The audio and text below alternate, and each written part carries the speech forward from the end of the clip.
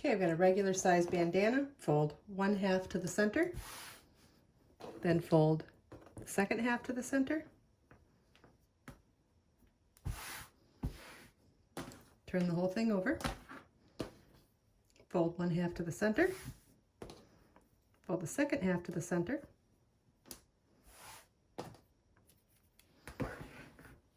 Add a rubber band to one side.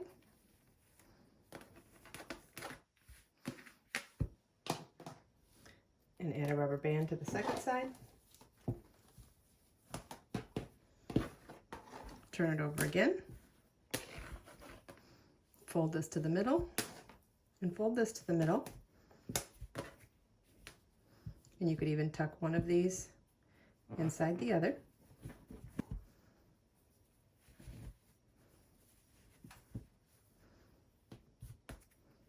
And you have a homemade DIY mask with no sewing.